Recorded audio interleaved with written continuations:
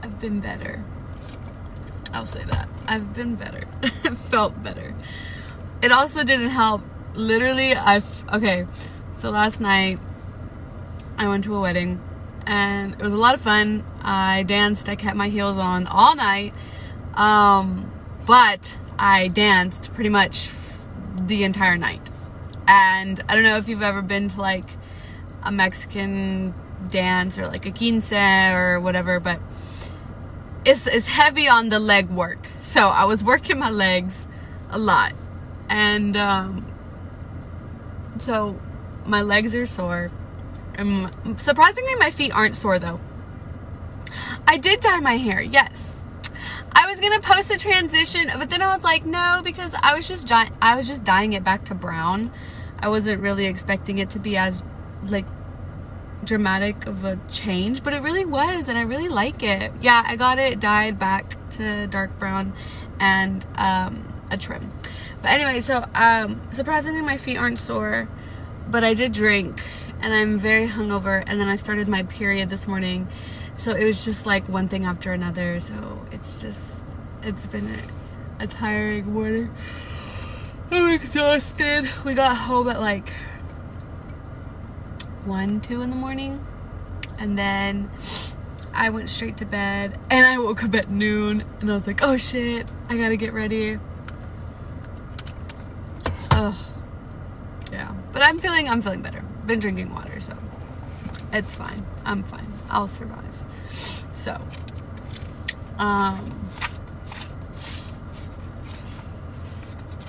okay. Hold on. Sorry, I like have this book on my iPad as well, so that I can read alone chapters on there, and I forget to turn the pages. Pedialyte. Huh. Oh, my cat is good. Thanks for asking. He just had a bacterial infection. The vet said that he probably got something in his eye, and he just kept like swiping and swiping at it and like messing with it, and he kept putting more stuff in, so eventually it caused an infection. But he's on antibiotics and his eye is already cleared up, so yeah, he's fine now. But we're gonna go ahead and get started. We're reading chapters 20 through 24 today. Oh, and I have an update about my schedule. I'm just gonna go ahead and say that I can't do any more lives during the week because of school. So my lives during the week will probably not be a thing anymore. It'll just be Saturdays and Sundays. Because yeah, this week was a lot. So, at least for this week, I'll see. I've been trying to do my homework during my lunch break and then my nap time, and it's been helping clear up a lot, but like I still have stuff to do after the live today, so that I forgot about. So for this week I'll say no live Wednesday, Thursday, but for sure next Saturday and Sunday we'll do one. Okay, anyway, let's get started. Chapter 20. Rowan Whitethorn just needed a place to rest. He didn't give a shit if it was a bed or a pile of hay or even beneath a horse in a stable. As long as it was quiet and there was a roof to keep out the driving veils of rain, he didn't care. Skulls Bay was what he expected, and yet not. Ramshackle buildings, painted every color but mostly in cracking disrepair, were bustling as residents shuttered windows and hauled in clotheslines against the storm that had chased Rowan and Dorian into the harbor minutes ago. Hooded and cloaked, no one had asked them any questions once Rowan had flipped a 5 copper mark to the dockmaster, enough to keep his mouth shut, but not enough to warrant any of the would-be thieves monitoring the docks to come after them. Dorian had mentioned twice now that he wasn't sure how Rowan was still functioning. To be honest, Rowan wasn't either. He had allowed himself to doze only for hours at a time over the past few days. The burnout loomed, steadily fraying his grip on his magic, his focus. When Rowan hadn't been wrangling the winds to propel their skiffs through the vibrant warm waters of the Dead Islands archipelago, he'd been soaring high above to monitor for approaching enemies. He'd seen none, just turquoise ocean and white sands flecked with dark volcanic stone, all of it ringing the dense emerald foliage crusting mountainous islands that spread as far as even a hawk's eye could see. Thunder grumbled across Skulls Bay, and the turquoise sea beyond the harbor seemed to glow brighter, as if a distant lightning strike had lit up the entire ocean. Along the docks, a cobalt-painted tavern remained lightly guarded, even with the storm bearing down on them. The Sea Dragon, Rolf's own headquarters, named after his ship from Aylin's reports. Rowan debated going right up to it, no more than 2 lost travelers seeking shelter from the storm, but he and the young king had chosen another route. During the many hours he'd made good on his promise to teach Dorian about magic, they'd worked for only minutes at a time, since it'd be no use if the king wrecked their little boat should his power slip its leash. So it had been exercises with ice, summoning a ball of frost to his palm, letting it melt over and over. Even now, standing like a stone amid the stream of people hauling in wares from the storm's fury, the king was curling and relaxing his fingers, letting Rowan glean their bearings while he gazed across the horseshoe-shaped bay to the colossal chain stretched across its mouth, currently beneath the surface. Shipbreaker, the chain was called, crusted with barnacles and draped in scarves of seaweed.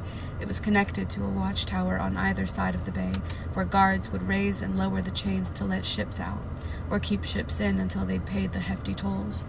They'd been lucky that the chain had already been lowered in anticipation of the storm. Since their plan was announcing themselves would be calm, diplomatic, which it would need to be, given that the last time Aylin had set foot in Skulls Bay 2 years ago, she'd wrecked that chain and taken out one of the now rebuilt watchtowers. Rolf, it seemed, had added a sister tower across the bay since then, plus half the town, and disabled the rudders on every ship in the harbor, including Rolf's prized one, the Sea Dragon. Rowan wasn't surprised, but seeing the scope of the hell she had unleashed, holy gods. So Dorian's announcement of his arrival would be the opposite of that. They'd take rooms at a reputable inn and then request an audience with Rolf, proper and dignified.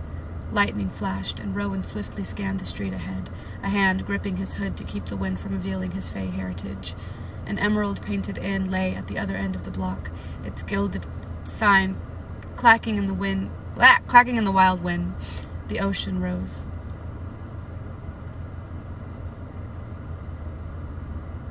The nicest inn in town, the dogmaster had claimed when they asked, since they at least needed to appear like they could make good on the money they'd offer Rolf, and get some rest, if only for a few hours. Rowan stepped toward it, nearly sagging with relief, and looked over his shoulder to motion the king to follow. But as if the gods themselves wanted to test him, a gust of rain, cooled wind sprayed into their faces, and some sense pricked in its wake. A shift in the air, like a great pocket of power gathered close, beckoning. The knife at his side was instantly in his soaked hand as he searched the rooftops, revealing only plumes of rain. Rowan quieted his mind, listening to the city and storm around them. Dorian swept his dripping hair out of his face, mouth open to speak until he noted the knife. You feel it too. Rowan nodded, rain sliding down his nose. What do you sense? The king's raw power might pick up different feelings, different clues, than what his wind and ice and instinct could detect. But without the training, it might not be clear. It feels old. Dorian winced and said over the storm, feral, ruthless. I can't glean anything anymore. Does it remind you of the Valg? If there was one person who'd know, it'd be the king before him. No, Dorian said, gaze shuddering. They were abhorrent to my magic. This thing out there, it just makes my magic curious. Wary, but curious. But it's concealed, somehow. Rowan sheathed his knife. Then stay close and keep alert. Dorian had never been in such a place as Skulls Bay. Even with the heavy rain lashing them as they hunted the source of that power down the main street, he'd marveled at the blend of lawlessness and complete order of the island city. It bowed to no king of royal blood, yet was ruled by a pirate lord who had clawed his way to power thanks to hands tattooed with a map of the world's oceans. A map, rumor claimed, that had revealed where enemies, treasures, and storms awaited him. The cost, his eternal soul. Aelin had once confirmed that Rolf was indeed soulless and indeed tattooed. As for the map, she'd shrugged, saying Rolf claimed it stopped moving when magic fell. Dorian wondered if that map now indicated that he and Rowan walked through his city, as if it marked them as enemies. Perhaps Aelin's arrival would be known well before sorry, excuse me. Maybe... Fuck, I lost my spot. Oh, perhaps Aelin's arrival would be known well before she set foot on this island. Cloaked and hooded and thoroughly soaked, Dorian and Rowan made a wide circuit of the surrounding streets. People had quickly vanished, and the ships in the harbor rocked wildly with the waves lapping over the broad quay and onto the cobblestones. Palms thrashed and hissed, and not even gulls stirred. His magic remained dormant, rumbling when he'd stiffen at a loud noise from within the taverns, inns, homes, and shops they'd passed. At his side, Rowan plowed through the storm, the rain and wind seeming to part for him. They reached the quay, Rolf's massive prize ship looming out in the heaving waters, sails tied down against the storm. At least Rolf was here. At least that had gone right. Dorian was so busy observing the ship that he nearly slammed into Rowan's back as the warrior prince halted. He staggered back, Rowan mercifully not commenting on it, then scanned the building that had snagged the prince's attention. His magic perked up like a startled deer. I shouldn't even be surprised, Rowan grumbled, and the blue-painted sign clattered in the winds above the tavern entrance, the Sea Dragon. 2 guards stood halfway down the block, guards not for any uniform, but for the fact that they were standing in this storm, hands on their swords. Rowan angled his head in a way that told Dorian the prince was likely contemplating whether it was worth it to chuck the men into the roiling harbor, but no one stopped them as Rowan gave Dorian a warning look and opened the door to the pirate lord's personal tavern. Golden light, spices, polished wood floors, and walls greeted them. It was empty, despite the storm. Utterly empty, save for the dozens or so tables. Rowan shut the door behind Dorian, scanning the room, the small stairs in the back. From where they stood, Dorian could see the letters covering most of the tables. Storm Chaser, Lady Anne, Tiger Star, the sterns of ships. Every table was made for them. They hadn't been taken from wrecks. No, this was a trophy room. Oh, damn. A reminder to those who met with the pirate lord of how exactly he had gained his crown. All the tables seemed centered around one in the back, bigger and more worn than the others. Thresher. The enormous slats were flecked with burn marks and gouges, but the lettering remained clear, as if Rolf never wanted to forget what ship was used as his personal dining table. But as for the man himself and that power they'd felt, no sign of either. A door behind the bar opened, and a slim, brown-haired young woman stepped out. Her apron marked her as the barmaid, but her shoulders were back, head high, gray eyes sharp and clear as she scanned them and remained unimpressed. He was wondering when you two would come snooping, she said, her accent rich and thick, like Adian's. Rowan said, "Oh?" The barmaid jerked her delicate chin toward the narrow wood stairs in the back. "Captain wants to see you. In his office. 1 flight up, 2nd door down." Why? Even Dorian knew not to ignore that tone, but the girl just grabbed a glass, held it to the candlelight to inspect for smudges, and pulled a rag from her apron. Twin tattoos of roaring gray sea dragons snaked around her tan forearms, the beasts seeming to slither as her muscles shifted with the movement. Their scales, he realized, matched her eyes perfectly as she flicked her stare over Dorian and Rowan once more and said coolly, "Don't keep him waiting." "Well," Dorian murmured to Rowan as they ascended the creaky, dim stairs, "it could be a trap." "Possibly," Rowan said with equal quiet, but consider that we were allowed to come in. If it was a trap, the smarter move would have been to catch us unawares." Dorian nodded, something in his chest easing. "And your magic is better?" That hard face yielded nothing. "I'll manage." Not an answer. Along the 2nd-level hallway, 4 steely-eyed young men had been stationed, each armed with fine swords whose hilts were fashioned after attacking sea dragons, surely the mark of their captain. None bothered to speak as he and Rowan made for the indicated door. The Fey Prince knocked once. A grunt was all they got in response. Dorian didn't know what he expected from the Lord of Pirates, but a dark-haired man, a day past 30 if that, lounging on a red velvet chaise before the rain-splattered curve of windows was not it.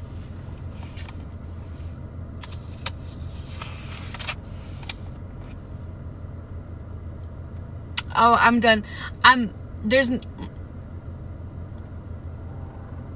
Actually, never mind. Yeah, this Saturday. Oh, okay. I can go live. I can't go live on Saturday because I might be working. But Sunday I am free, and then Monday I have off, so I can go live Sunday and Monday. But I don't know. I might be working.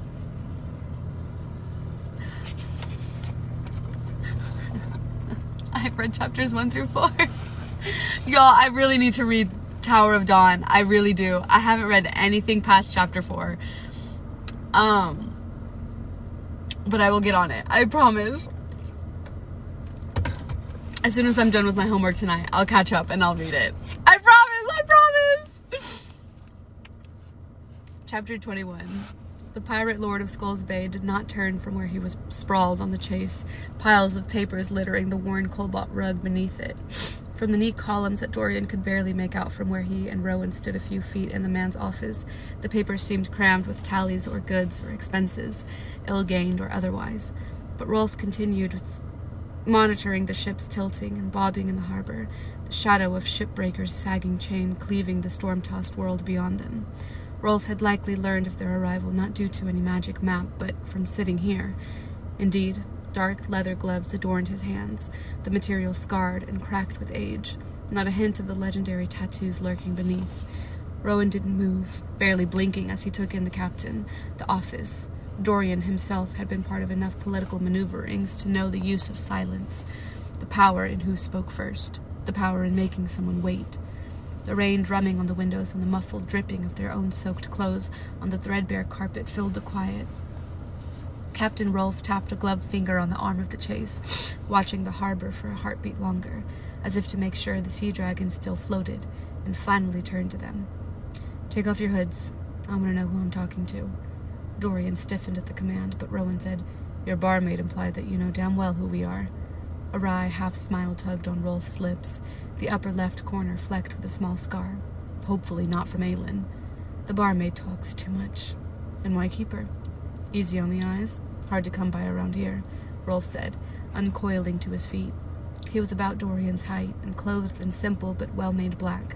An elegant rapier hung at his side, along with a matching parrying knife. Rowan snorted, but to Dorian's surprise, removed his hood. Rolf's sea-green eyes flared, no doubt at the silver hair, pointed ears, and slightly elongated canines, or the tattoo. "A man who likes ink as much as I do," Rolf said with an appreciative nod. "I think you and I will get along just fine, Prince." "Male," Rowan corrected. "Fey males are not human men." "Semantics," Rolf said, flicking his attention to Dorian. "So you're the king everyone's in such a tizzy over." Dorian finally tugged back his hood. "What of it?" With that gloved hand, Rolf pointed toward a paper-covered desk and 2 upholstered chairs before it. Like the man himself, it was elegant, but worn, either from age, use, or battles past, and those gloves, to cover the maps inked there. Rowan gave Dorian a nod to sit. The flames on the candles burning throughout guttered as they passed and claimed their seats.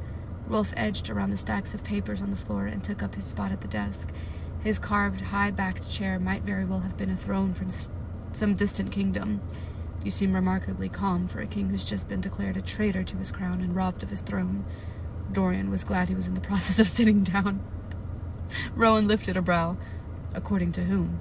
"According to the messengers who arrived yesterday," Rolf said, leaning back in his seat and crossing his arms. "Duke Parrington. Or should I call him What? King Parrington?"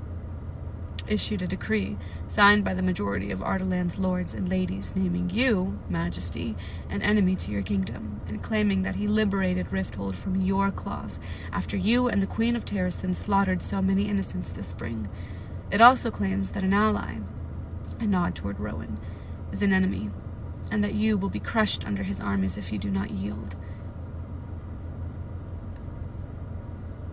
Damn! What the fuck? They've been gone for a few days. Everything turned to shit. Silence filled his head. Rolf went on, perhaps a bit more gently. Your brother has been named Parrington's heir and crown prince. Well.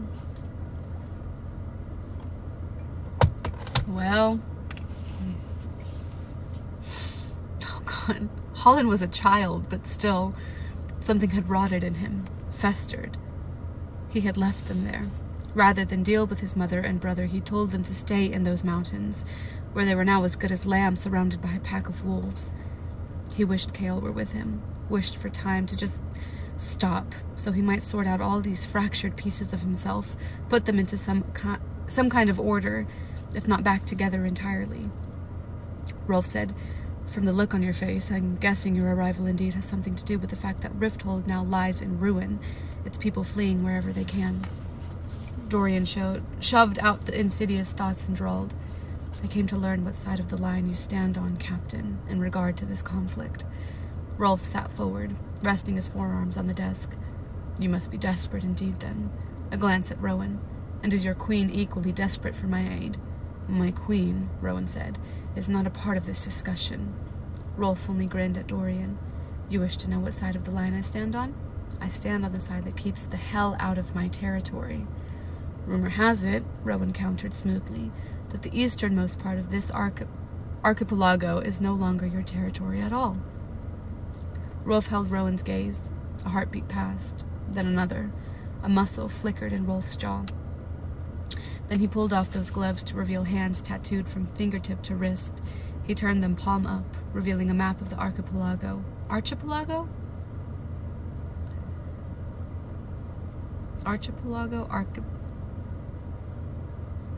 Whatever. And what? Dorian and Rowan leaned forward as the blue waters did indeed flow, little dots among it sailing, and in the easternmost tip of the archipelago, curving out to sea, those waters were gray, the islands a ruddy brown, but nothing moved. No dots indicated ships, as if the map had frozen. "I have magic that shields them, even from this," Rolf said. "They have magic, sorry. I can't get a count of their ships, or men, or beasts. Scouts never return. This winter, we'd hear roaring from the islands, some almost human, some definitely not. Often we'd spy things standing out on those rocks, men, but not. We let it go unchecked for too long and paid the price." "Beasts," Dorian said. "What sort of beasts?" A grim smile, scar stretching. "Ones to make you consider fleeing this continent, Majesty. The condescension, sorry. Y'all, I'm sorry, my brain is fuzzled, I can't read. Snapped something loose in Dorian's temper. "I've walked through more nightmares than you realize, Captain." Rolf snorted, but his eyes went to that pale line across Dorian's throat. Rowan leaned back in his chair with lazy grace, the war commander incarnate. "It must be a solid truce you hold, then, if you still camped here with minimal ships in your harbor." Rolf simply tugged on his worn gloves. My fleet does not have to do a little pirating every now and then, you know." "Does! Oh my God! Sorry, y'all. Bills to pay and all that." "I'm sure. Especially when you employ 4 guards to watch your hallway." Dorian caught Rowan's train of thought and said to the Fey Prince, "I didn't send the Valg in town. I didn't send the Valg in town. No, whatever that power had been, it had flickered into nothing now." "That's because," Rolf drawled, cutting them off, "we killed most of them." "Most of them. Not all of them." Wind rattled the windows, smearing the rain across them.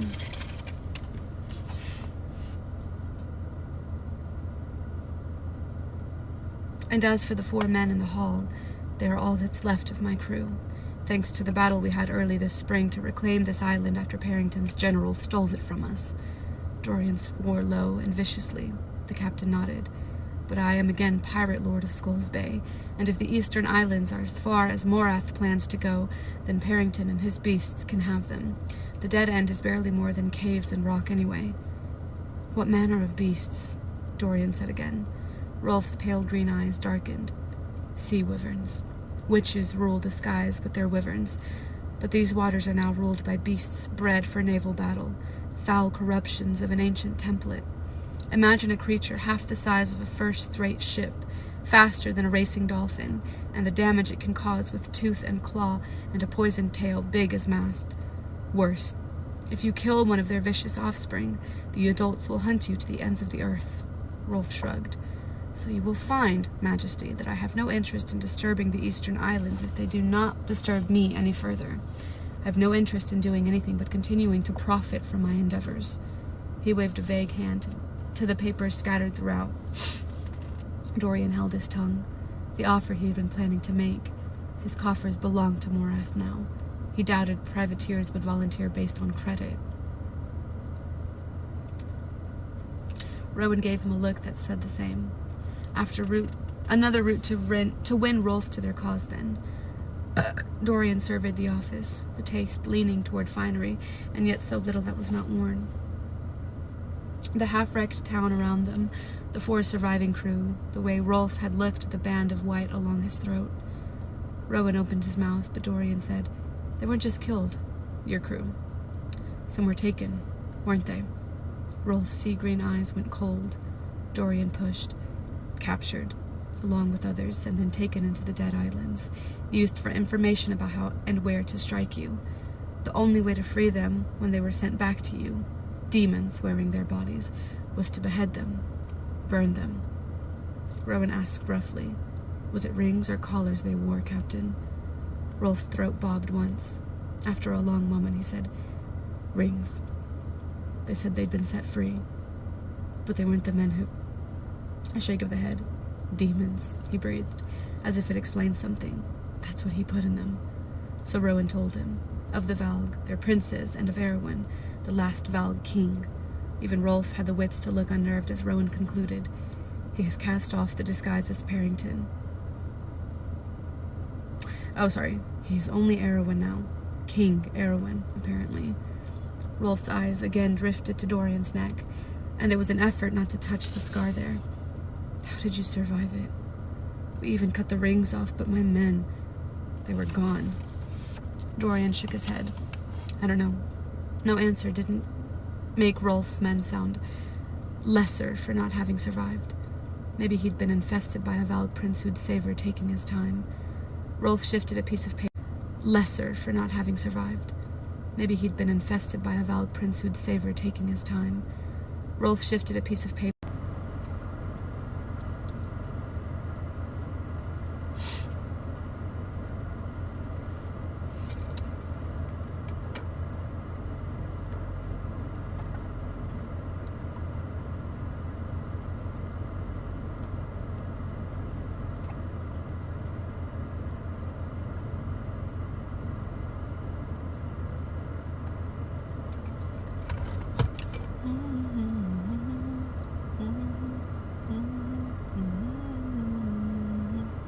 Are we back?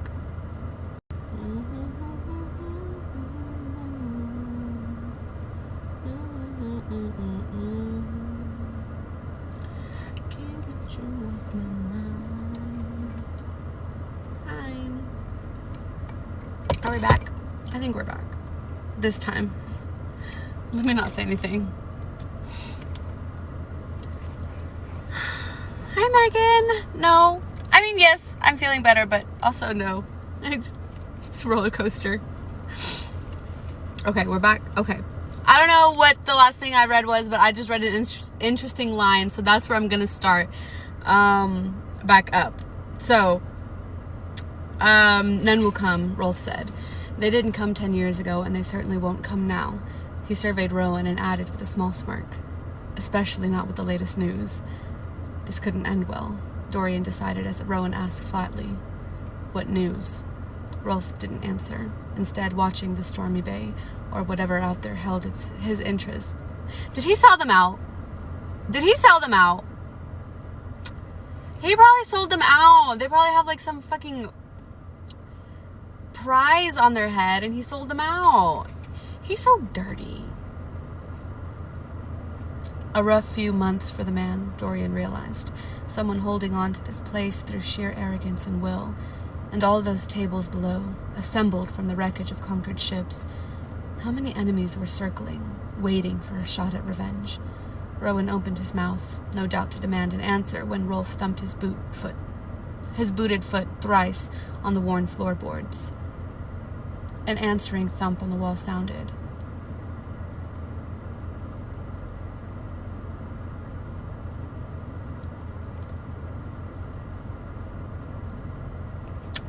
Silence fell.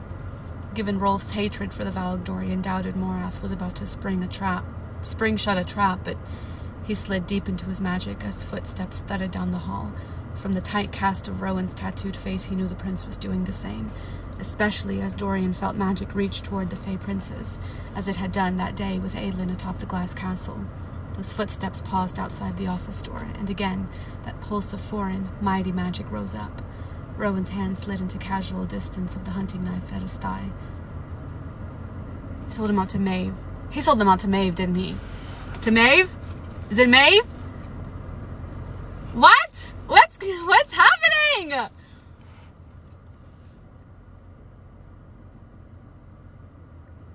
Dorian focused on his breathing, unhauling up lines and pieces of magic. Ice spit into his palms as the office door opened. 2 golden-haired males appeared in the doorway. Rowan's snarl reverberated through the floorboards and along Dorian's feet as he took in the muscle and the pointed ears, the gaping mouths that revealed elongated canines. The 2 strangers, the source of that power. They were Fey. The one with night-dark eyes and an edged grin looked Rowan over and drawled, "I liked your hair longer." Damn.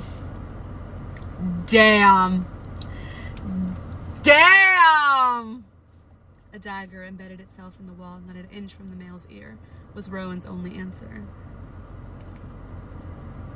Damn.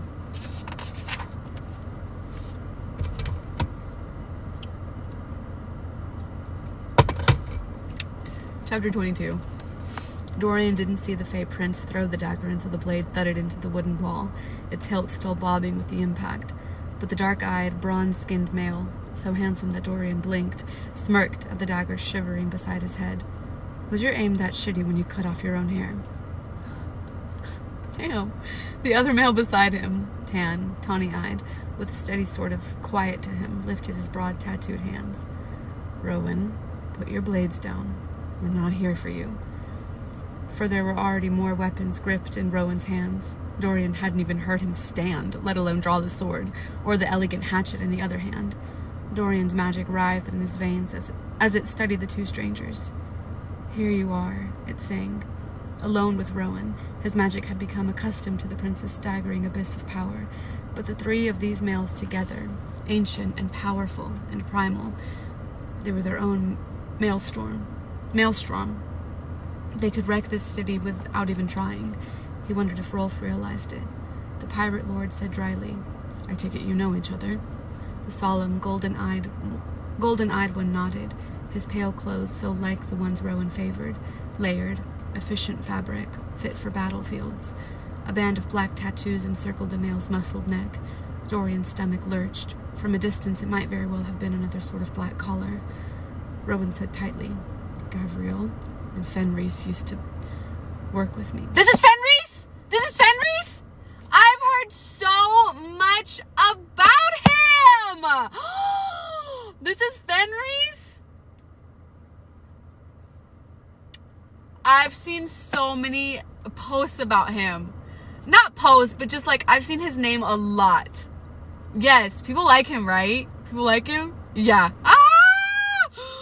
That's so exciting! Rolf's sea-green eyes darted among them all, assessing, weighing. Fenris, Gavriel. Of course I know Gavriel. That's Adian's daddy. Dorian knew those names. Rowan had mentioned them during their journey here. 2 members of Rowan's cadre. Rowan explained to Dorian, they're blood sworn to Maeve, as I used to be, meaning they were here under orders. And if Maeve had not sent one, but 2 of her lieutenants to this continent when Lorcan was already here, Rowan said through his teeth, but sheathed his weapons. What is your business with Rolf? Dorian released his magic into himself. It settled into his core like a bit of dropped ribbon. Rolf waved a hand to the 2 males. They're the bearer of the news I promised you, among other things. And we were just sitting down to lunch, Fenris said, those dark eyes dancing. Shall we? Fenris didn't wait for them as he ducked back into the hall and walked out. The tattooed one, Gavriel, sighed quietly. It's a long tale, Rowan, and one you and the King of Ardalan, a flick of tawny eyes in his direction, must hear. He gestured to the hall and said, utterly stone-faced, You know how cranky Fenris gets when he doesn't eat. I heard that, called a deep male voice from the hall, but Dorian reined in his smile, watching Rowan from his reaction instead.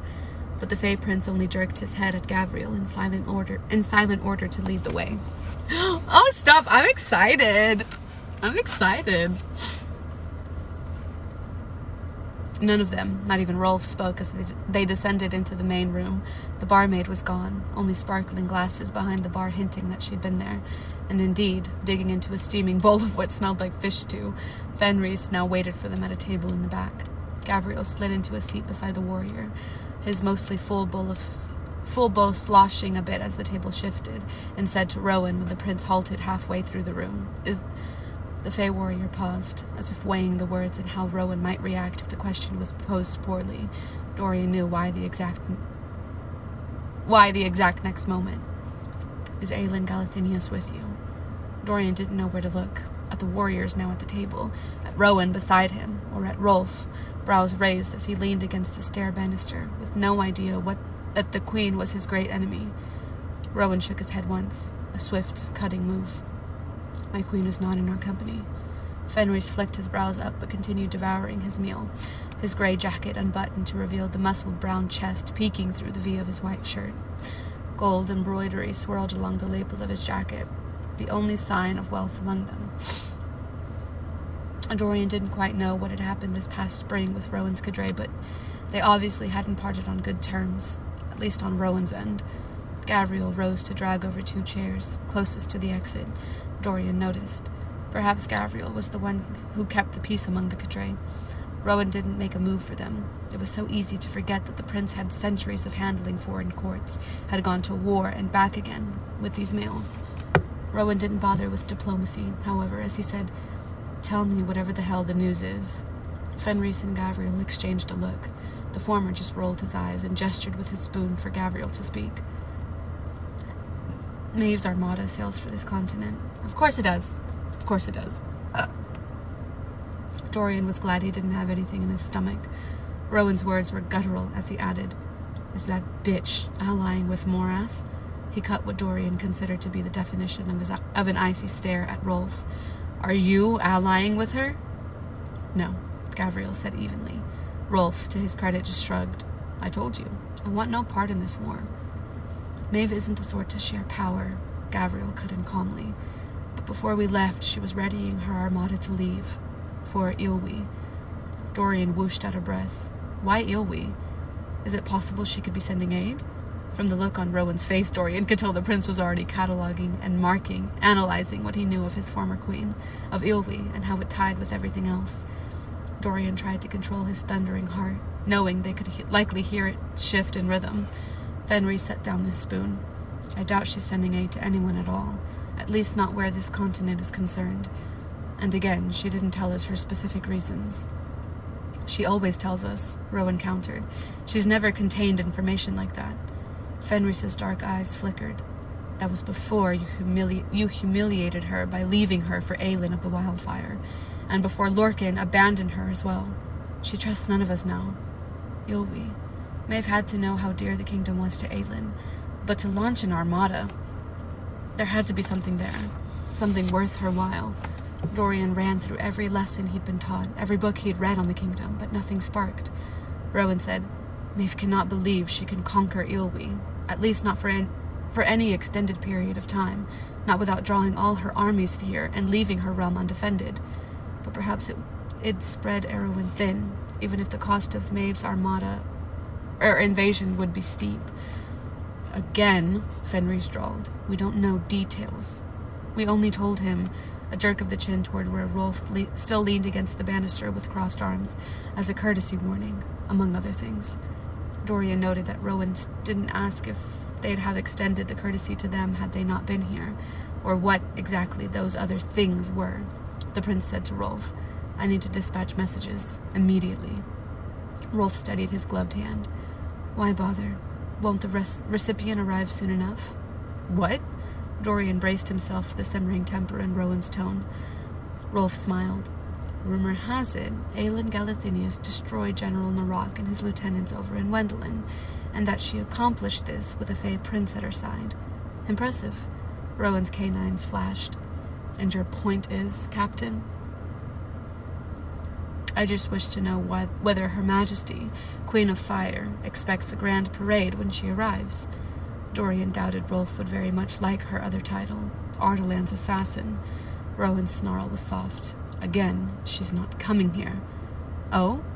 You mean to tell me that her lover goes to rescue the King of Ardalan, and instead of taking him north, he brings him here, and it doesn't somehow mean I'm to soon play host to her? At the mention of lover, Rowan gave Fenris a lethal stare. The beautiful male, really. There was no other way to describe him other than that, just shrugged. But Rowan said to Rolf, she asked me to bring King Dorian to persuade you to join our cause.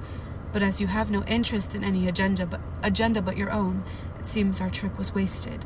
So we have no further use for you at this table, especially if you're incapable of dispatching messengers. Rowan flicked his eyes toward the stairs behind Rolf. You're dismissed. Fenris choked on a dark laugh, but Gavriel straightened as Rolf hissed. I don't care who you are and what power you wield. You don't give me orders in my territory. You'd better get used to taking them, Rowan said, his voice calm in the way that made Dorian's every instinct prepare to run.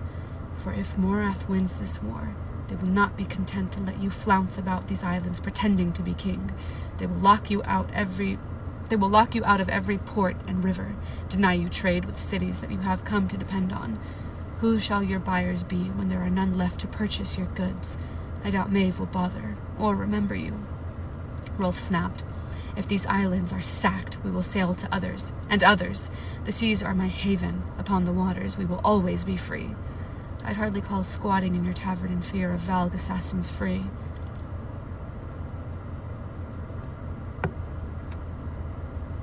Damn. Rolf's gloved hands flexed and unfurled, and Dorian wondered if he'd go for the rapier at his side. But then the pirate lord said to Fenris and Gavriel, We will meet here tomorrow at 11.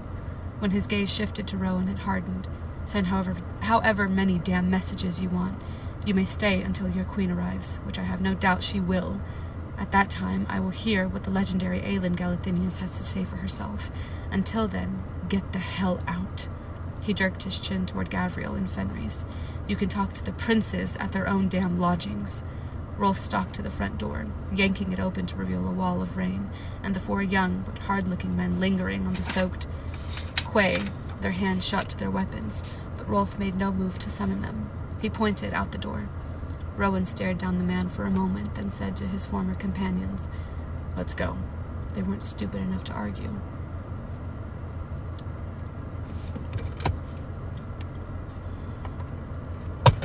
This was bad. Undeniably bad. Rowan's magic frayed apart as he worked to keep the shields around him and Dorian intact, but he didn't let Fenris or Gavriel get a whiff of that exhaustion. Didn't reveal one bit of the effort it took to hold the magic and concentrate. Rolf might very well be a lost cause against Erwin or Maeve, especially once he saw Aelin. If Aelin had been present during the conversation, Rowan had a feeling it would have ended with the sea dragon, both the inn and the ship anchored in the harbor, aflame.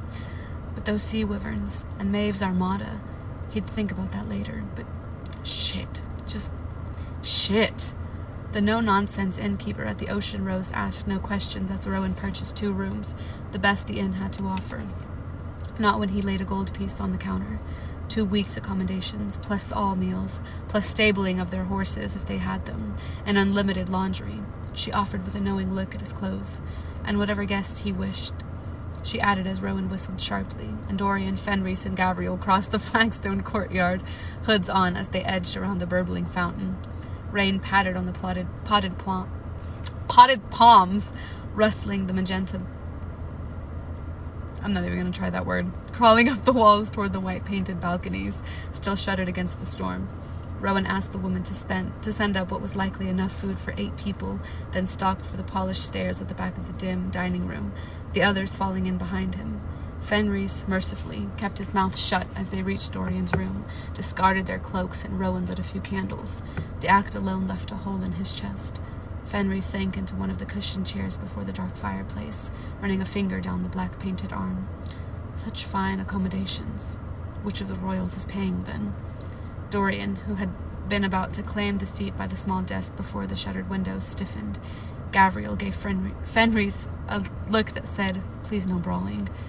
"Does it make a difference?" Rowan asked as he went wall to wall, lifting the framed pictures of lush flora for any spy holes or access points.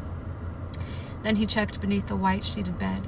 Its posts of twirled black wood kissed with the candlelight, trying not to consider that for all his resolutions. She'd share this room with him. This bed. Oh. The space was secure, serene even, with the beat of the rain in the courtyard and on the roof, the smell of sweet fruit heavy in the air. Someone's got to have money to finance this war, Fenris purred, watching Rowan at last lean against a low dresser beside the door. Though maybe considering yesterday's decree from Morath, you'll be moving to more economical quarters. Well, that said enough about what Fenris and Gavriel knew regarding Erwin's decree concerning Dorian and his allies. "Worry over your own business, Fenris," Gavriel said. Fenris snorted, toying with a small curl of golden hair at his nape. "How you even managed to walk with that much steel on you, Whitethorn, has always been a mystery to me," Rowan said smoothly. "How no one has ever cut out your tongue just to shut you up has always been a mystery to me as well." An edged chuckle. "I've been told it's my best feature. At least the woman thinks so." A low laugh escaped Dorian. The first sound like it Rowan had witnessed from the king, sorry. Rowan braced his hands on the dresser. "How did you keep your sense hidden?" Gavriel's tawny eyes darkened. "A new trick of Maeve's, to keep us nearly invisible in a land that does not receive our kind warmly." He jerked his chin at Dorian and Rowan, though it seems it's not wholly effective. Rowan said, "You two better have a damn good explanation for why you're here, and why you dragged Rolf into whatever it is." Fenris drawled, You get everything you want, Rowan, yet you're still a stone-cold bastard. Lorcan would be proud." "Where's Cornall?" was Rowan's mocking reply, naming Fenris's twin. Fenris's face tightened. "Where do you think? One of us is always the anchor. She'd stop keeping him as collateral if you didn't make your discontent so obvious." Fenris had always been a pain in his ass, and Rowan had not forgotten that it was Fenris who had wanted the task of handling Aelin Galathinius this past spring.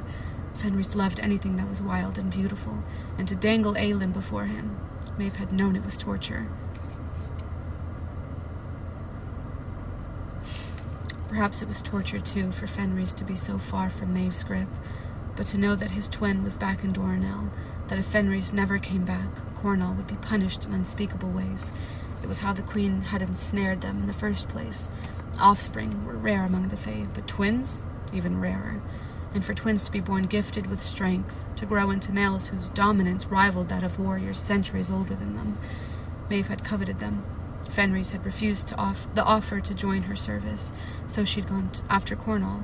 The dark to Fenris's gold, quiet to Fenris's roar, thoughtful to Fenris's recklessness. Fenris got what he wanted. Women, glory, wealth. Cornall, though, skilled, was forever in his twin's shadow.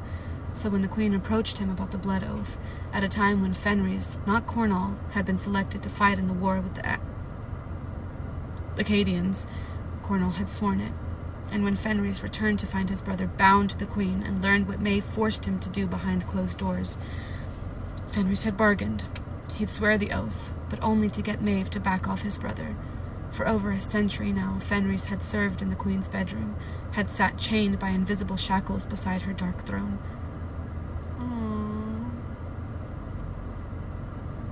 Stop. Rowan might have liked the male, respected him, if it weren't for that damn mouth of his. "So," Fenris said, well aware he had not answered Rowan's demand for information. "Are we soon to call you King Rowan?" Gavriel murmured. "God's above, Fenris." He gave the sigh of a long suffering and added before Fenris could open that stupid mouth, "Your arrival, Rowan, was a fortunate turn of events." Rowan faced the male beside him, second in command for Maeve, now that Rowan had vacated the title. As if the golden-haired warrior read the name from his eyes, Gavriel asked, "Where's Lorcan?" Rowan had been debating how to answer that question from the moment he'd seen them, that Gavriel had asked. Why had they come to Skulls Bay? "I don't know where Lorcan is," Rowan said. Not a lie. If they were lucky, his former commander would get the other 2 word keys, realize Aelin had tricked him, and come running, delivering the 2 keys for Aelin to then destroy. If they were lucky. Gavriel nodded. "You don't know where he is, but you've seen him." Rowan nodded. Fenris snorted. "Are we really going to play truths and lies? Just tell us, you bastard." Rowan pinned Fenris with a look. The white wolf of Doranel smiled right back at him. Gods help them all if Fenris and Adia never sat in a room together. Rowan said, "Are you here on Maeve's command, ahead of the Armada?" Gavriel shook his head. "Our presence has nothing to do with the Armada sailing. She sent us to hunt him. You already know the crime he committed. An act of love, though only in the twisted way that Lorcan could love things. Only in the twisted way he loved Maeve. He claims to be doing it in her best interest." Rowan said casually. Aware of the king seated beside him, Rowan knew most underestimated the sharp intelligence under the disarming smile, knew that Dorian's value wasn't his godlike magic, but his mind. He'd latched on to Rolf's fear and trauma at the hands of the Valg and laid the foundation, one he'd made sure Aelin would exploit. "Lorcan's always been arrogant that way," Fenris drawled. This time he crossed the line. "So you've been sent here to bring Lorcan back?" Those tattoos on Gavriel's throat, marks Rowan himself had inked, bobbed with each word as he said, "We've been sent here to kill him." Damn. Damn. Chapter 23. Why? I mean, I guess it makes sense why. Because Maeve doesn't see it as an act of love. She sees it as literal treason. But, like, damn. Chapter 23. Holy gods. Rowan froze. That explains the 2 of you, then. Fenris tossed his hair out of his dark eyes. 3, actually. Vaughn left yesterday afternoon to fly north, while we take the south. Vaughn, with his osprey form, could cover the far harsher terrain more easily. We landed in this shithole town to see if Rolf had dealings with Lorcan, to bribe him to tip us off if Lorcan should come through here again, looking to hire a boat. Skulls Bay would be one of the few ports where Lorcan could do such a thing without questions. Warning Rolf about Maeve's Armada was part of convincing the bastard to help us. We're to make our way onto the continent from here, start our hunt in the south, and since these lands are rather large, a flash of white teeth and a feral smile, any inkling about his general whereabouts would be much appreciated, Prince. Rowan debated it, but if they caught Lorcan, and the commander had possession of even one of the word keys, if they brought both commander and keys back to Maeve, especially if she was already sailing for Ilwe for whatever reasons of her own, Rowan shrugged. "I washed my hands of you all this spring. Lorcan's business is his own." "You prick," Fenris snarled. Gavriel cut in. "If we could bargain?" There was something like pain and regret in Gavriel's eyes. Of all of them, Gavriel had probably been his only friend.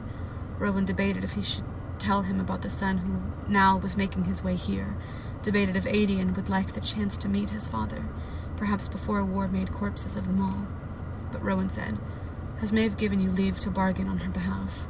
"We only received our orders," Fenris drawled, "and the permission to use any means necessary to kill Lorcan. She did not mention your queen at all, so that amounts to a yes." Rowan crossed his arms. "You send me an army of Doranel warriors, and I'll tell you where Lorcan is, and where he plans to go." Fenris let out a harsh laugh. Wait, what's a green tab?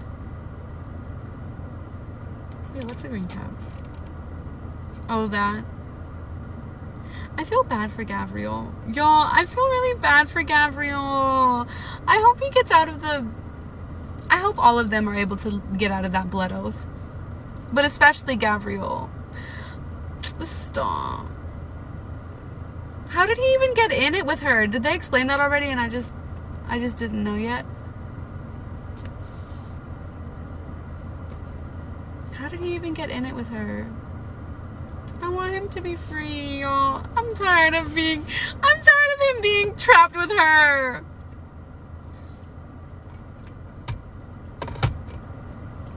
Fenris let out a harsh laugh. Mother's tits, Rowan. Even if we could, the Armada is already in use.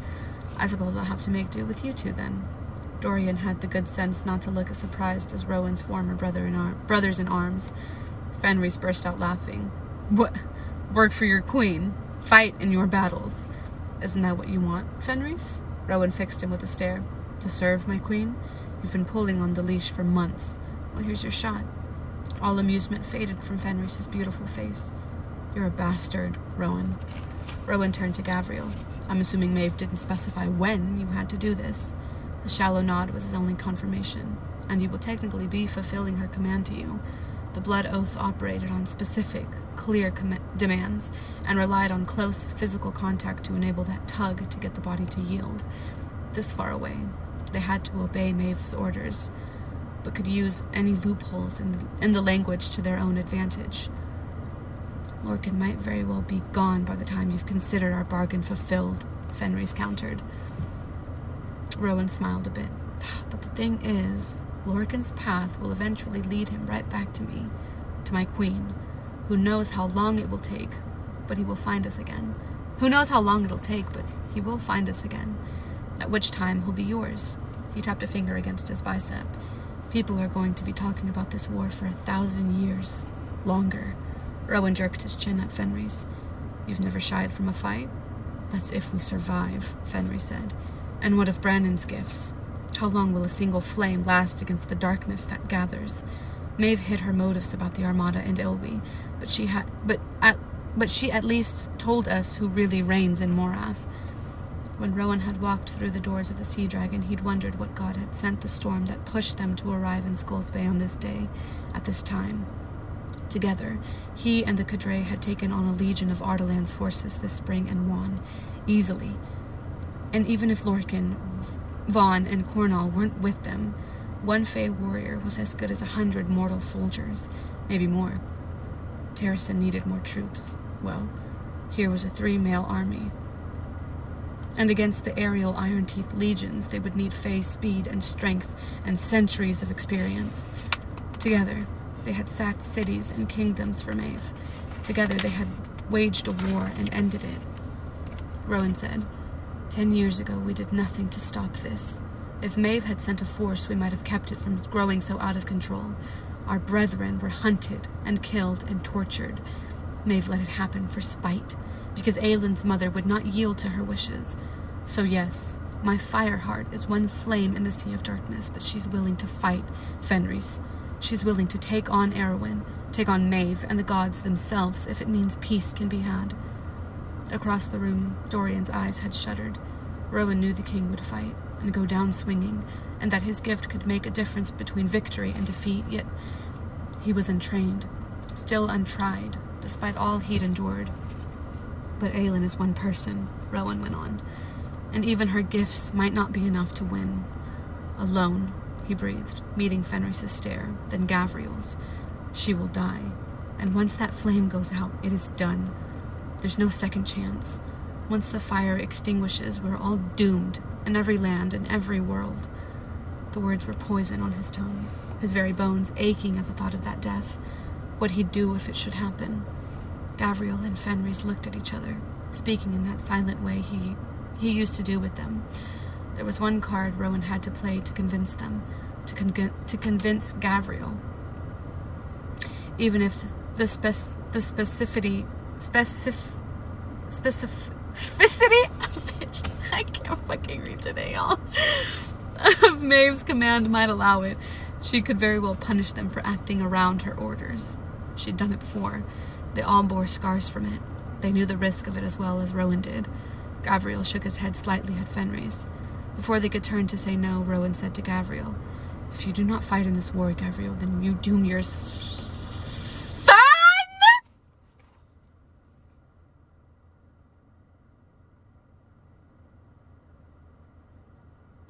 Bro, Rowan is such a blabbermouth.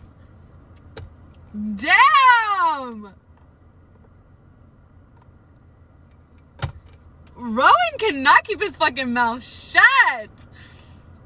Then you doom your son to die. Damn! Gavriel froze. Fenris spat. Bullshit. Even Dorian was gaping a bit. Rowan wondered, my poor baby Dorian, he's just sitting in a chair and he's just watching. He's playing tennis. He's going back and forth and he's just watching everything. Rowan wondered just how pissed Adian would be as he said, "Think on my proposal, but know that your son makes for Skulls Bay. You may want to wait to decide until you meet him." Rowan wasn't sure Gavriel was breathing properly. The warrior's hands were clenched so tightly the scars over his knuckles were moon-white. "I have a son?"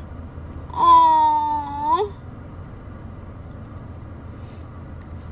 Some part of Rowan felt like the prick Fenris claimed he was, and not the male that Aelin believed him to be as he nodded. The information would have gotten out sooner or later. If Maeve had learned first, she might have schemed to ensnare Adian, might have sent the Cadre to kill or steal him. But now, Rowan supposed, he'd ensnared the Cadre himself. It was only a matter of how desperately Gavriel wanted to meet his son, and how afraid they were of failing Maeve should they not find Lorcan. So Rowan said coldly, "Stay out of our way until they arrive, and we'll stay out of yours."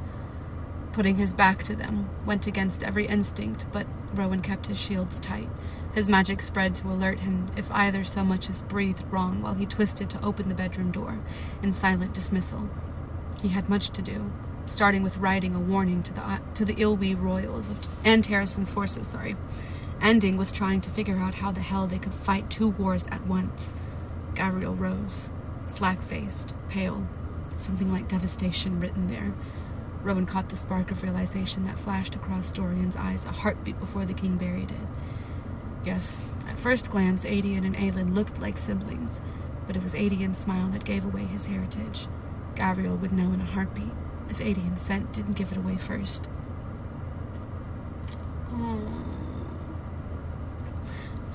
Stop, I'm gonna cry. I feel so bad for Gavriel. I'm gonna cry. Stop. I feel so bad for Gavriel. Oh my god. Why do I feel like he's gonna die? He's absolutely the type of character that would die. Because everyone loves him and he's just so sweet and he always wants to do the right thing even when he's stuck in this shitty situation. Stop.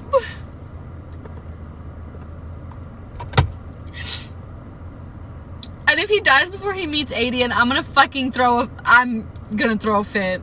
But he can't because Adian's literally on his way.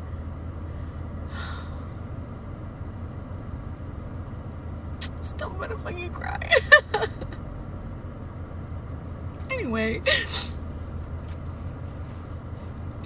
Fenris stepped closer to the male, a hand on his shoulder as they entered the hallway. For both Rowan and Fenris, Gavriel had always been their sounding board. Never each other. No. He and Fenris. It was easier to be at each other's throats instead. Rowan said to both of his former companions, "If you so much as hint about Gavriel's son to Maeve, our bargain is over. You'll never find Lorcan, and if Lorcan does show up, I'll gladly help him kill you." Rowan prayed it wouldn't come to it, to a fight that brutal and devastating. This was war, though, and he had no intention of losing it.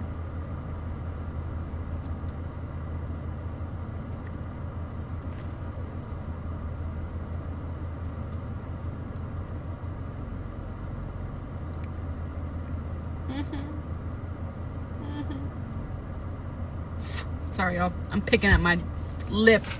I'm anxious and I'm sad.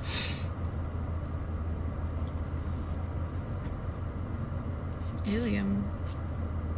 Oh, chapter 24. The wing-singer left Ilium at dawn, its crew and captain unaware that the two hooded individuals and their pet falcon, who had paid in gold, had no intention of going to the entire journey to Lariba. Whether they pieced together that those two individuals were also the general and queen who had liberated their town the night before, they didn't let on. It was considered an easy trip down the coast of the continent, though Aelin wondered if voicing that statement would guarantee it wasn't an easy trip. First, there was the matter of sailing through Ardalan's waters, near Rifthold specifically, if the witches patrolled far out to sea, but they had no other choice, not with the net Erwin had stretched across the continent, not with his threat to find and capture Rowan and Dorian still ringing fresh in her mind, along with the throbbing of the deep purple bruise on her chest, right over her heart. Standing on the deck of the ship, the rising sun staining the turquoise bay of Ilium with gold and pink, Aelin wondered if the next time she'd see these waters, they'd be red. Wondered how long the Ardalanian soldiers would remain on their side of the border. Aedion stepped to her side, finished with his third inspection. Everything looks fine. Lysandra said it was all clear. Indeed, from high up on the main mast of the ship, Lysandra's falcon eyes missed nothing. Aedion frowned. You know, you ladies can let us males do things every now and then. Aelin lifted a brow. Where would the fun be in that? But she knew this would be an ongoing argument, stepping back so that Aedion might fight for her. It'd been bad enough in Rifthold, bad enough knowing that those rings and collars might enslave them, but what Erwin had done to that overseer, as an experiment. Aelin glanced toward the scurrying crew, biting back her demand to hurry. Every minute delayed would be one that Erwin closed in on Rowan and Dorian. It was only a matter of time before a report reached him regarding where they'd been spotted. Aelin tapped her foot on the deck. The rocking of the ship on the calm waves echoed the beat of her foot. She'd always loved the smell and feel of the sea, but now, even the lapping of those waves seemed to say, hurry, hurry. The King of Ardalan, and Parrington, I suppose, had me in their grasp for years, Aedion said. His voice was tight enough that Aelin turned from the sea to face him. He'd gripped the wooden railing, the scars on his hands stark against his summer-tanned skin. They met with me in Terrasen, in Ardalan. He had me in his Reading dungeon, gods above, and yet he didn't do that to me. He offered me the ring, but didn't notice I wore a fake instead. Why not cleave me open and corrupt me? He had to know. He had to know that you'd come for me. The king left Dorian alone for as long as he could. Perhaps that goodness extended to you too. Perhaps he knew that if you were gone, I might very well have decided to let this world go to hell and never free him for spite. Would you have done that? The people you love are just weapons that will be used against you, Rowan had once told her. Don't waste your energy worrying about what could have been. She knew she hadn't answered his question. Aedion didn't look at her as he said, I knew what happened in Endivir, Aelin, but seeing that overseer, hearing what he said, his throat bobbed. I was so close to the salt mines. That year, I was camped with the Bane right over the border for 3 months. She whipped her head to him. We're not starting down this road. Erwin sent that man for a reason. For this reason. He knows my past, wants me to know he's aware of it, and will use it against me, against us. He'll use everyone we know, if he needs to. Aedion sighed. Would you have told me what happened last night if I hadn't been there? I don't know. I bet you would have awoken as soon as I unleashed my power on him. He snorted. It's hard to miss. The crying of gulls swooping overhead filled the quiet that followed. Despite her declaration not to linger in the past, Aelin said carefully, Darrow claimed you fought at Theralis. She'd been meaning to ask for weeks, but hadn't worked up the nerve. Aedion fixed his stare on the churning water. It was a long time ago. Excuse me. Ooh, that was a big one. That one scared me. She swallowed against the burning in her throat. You were barely 14. I was. His jaw tightened. She could only imagine the carnage and the horror. Not just a... Oh, God. I hate that I'm starting my period, and now I'm crying at everything. I'm gonna start crying thinking about 14-year-old Aedion fighting in a war. Hold on. Or in a... Oh, my God. Hold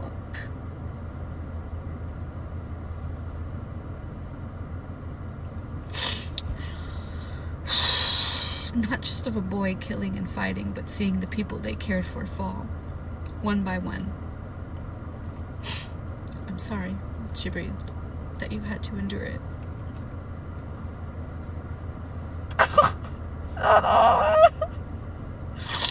Stop! Idian turned toward her, no hint of the haughty arrogance and insolence. Theralus is the battlefield I see the most in my dreams. He scratched at a fleck on the rail. Darrow made sure I stayed out of the thick of it, but we were overwhelmed. It was unavoidable. He'd never told her that Darrow had tried to shield him. She put a hand atop Adian's and squeezed. I'm sorry, she said again. She couldn't bring herself to ask more. He shrugged with a shoulder. My life as a warrior was chosen long before that battlefield. Indeed, she couldn't imagine him without that sword and shield, both currently strapped across his back. She couldn't decide if it was a good thing. Silence settled between them, heavy and old and weary. I don't blame him, Aelin said at last. I don't blame Darrow for blocking me from Terrasen. I would do the same, judge the same, if I were him. Adian frowned. I thought you were going to fight his decree. I am, she swore, but I understand why Darrow did it. Adian observed her before nodding, a grave nod from one soldier to another. She put a hand against the amulet, oh my god, the amulet beneath her clothes. Its ancient, otherworldly power rubbed up against her, and a shiver went down her spine. Find the lock. Good thing Skullsbay was on their way to the stone marshes of Ilwi, and good thing that its ruler possessed a magical map inked on his hands, a map that revealed enemies, storms, and hidden treasure, a map to find things that did not wish to be found. Aelin lowered her hand, propping both on the rail and examining the scars across each palm. So many promises and oaths made, so many debts and favors to still call in. Aelin wondered what answers and oaths she might find waiting in Skullsbay, if they got there before Erwin did.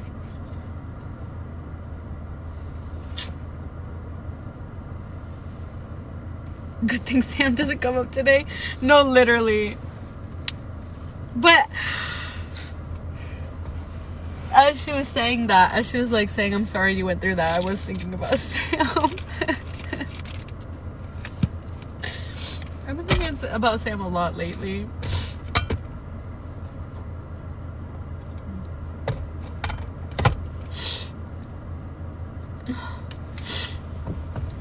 I just feel bad for every single person in this series. I think they all deserve a happy ending, and none of them so far have gotten it, so whatever. That's it for today. Now I just feel sad. I'm sad thinking about Gabriel and Adian. I really, oh my god, girl, I don't know what's worse. I feel like one of the two this might just also be me thinking that everybody's gonna die. I feel like one of the two is going to die. I just don't know who, and I don't know who would hurt more if they died. But I feel like Gabriel might die trying to save Adian from Maeve, or like defying Maeve to save Adian, and like Maeve kills him or something. That's the one scenario that I see for sure. Okay, I promise I will get back into Tower of Dawn, y'all. I promise. After I do my homework tonight, that's what I will read. Because I haven't been reading anything, actually. I finished Fire and Blood, so I had been reading Fire and Blood, but I'm done with that now, so I can read Tower of Dawn, and I will. Ugh. But do I want to finish this series? Like, do I want to read Kingdom of Ash? Do I really? Because, like, things are bad now. But I just know that when I get to Kingdom of Ash, it's gonna get so much worse. It's gonna get so much worse. Like, I think it's bad now. But can y'all imagine?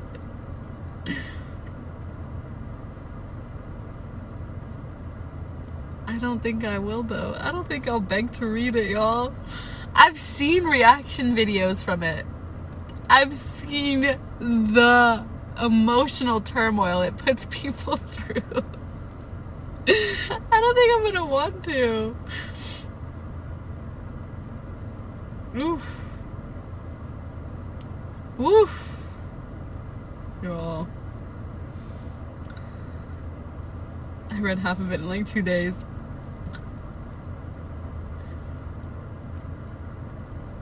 There's something so therapeutic, though, about crying in front of y'all. Like, whenever I was reading Assassin's Blade, like, yes, I was absolutely destroyed, and like, yes, I was like sobbing, about to throw up, but like, it was so nice to have y'all here with me, because it just reminds me that like it's so validating through like, oh, this is the correct like response, and not me feel like I'm being dramatic in it. But it's so nice to read the hard chapters with y'all and like cry with y'all. It just makes me feel, it like hurts in the moment, but like it makes me feel better knowing that I'm not in this alone, and that like y'all are here. Because I feel like I'm really gonna need that for Kingdom of Ash. The way everyone has like been talking about it. And then watch me not even cry reading Kingdom of Ash. Head ass. I'm gonna bawl. I'm gonna throw up. My nose is probably gonna start bleeding.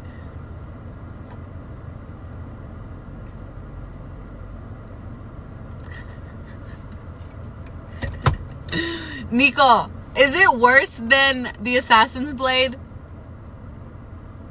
I bawled the first chapter. Are you for real? Be serious. Be fucking serious right now. Are you for real?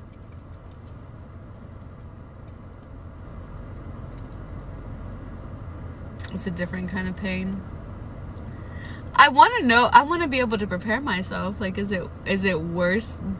Is the pain worse? She's serious. I'm not serious. I know I'm gonna cry.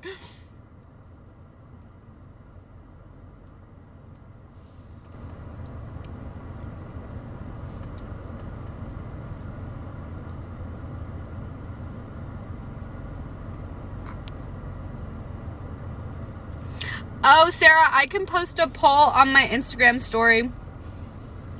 I can post a poll on my Instagram story to see if people want me to read chapters 1 through 8 live or by myself. I was in shock. What the hell happens in the first chapter of a book? There's no warm-up. There's no prep. It's just straight into the trauma.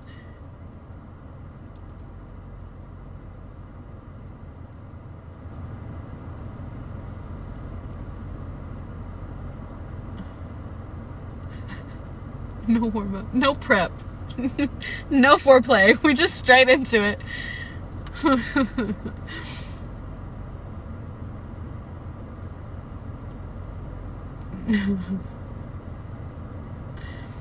I could do a silent read. I could be live, but not read it out loud to y'all, and just read it to myself. But that, I mean, then y'all just literally be watching me read. You had 7 books of prep. That was prep. The Assassin's Blade almost made me want to never pick up another book again. And that was prep. She gets to the point. No, y'all, literally, I was almost done with reading. When I read the Assassin's Blade, I was done with reading. I still am just like, I don't want to read anything.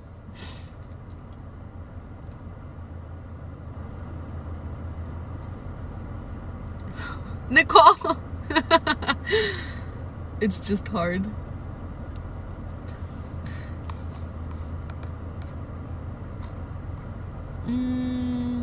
I'll do a poll. I'll do a poll on my Instagram, and y'all can go vote. And I'll do it right after I'm done with, like, right after I end this live. I'll just go and I'll make it. I can also make like a TikTok video asking people if they want to see, if they want to see me read the first chapters of Kingdom of Ash live, and we'll just go from there.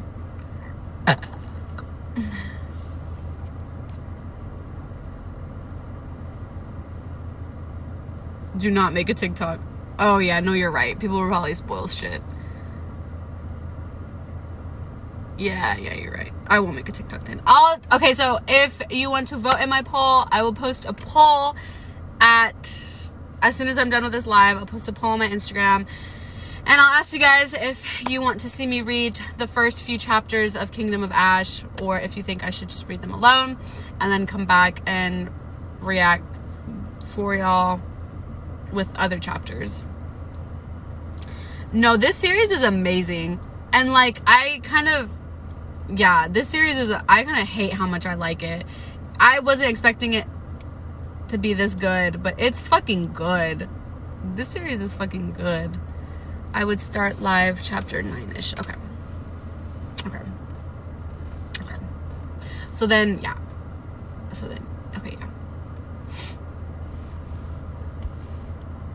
If you read the first few. Okay. Well, then I'll go and I'll do the poll right now.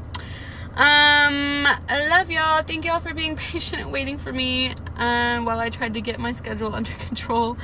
I will try my best to be done with my homework before the end of the day, or like before live time, so that way I can still go live for y'all on Wednesdays and Thursdays, because I do like look forward to them. Like I love doing them. Not doing live for y'all this week has fucking sucked. But I'll update y'all on that for sure. Though there will be a live on Sunday and a live next Monday, and we'll get into it then for sure. And yeah, I love y'all. I'm gonna go. Don't forget to go vote on my poll on my Bookstagram, and I will see y'all there. Bye. Love y'all.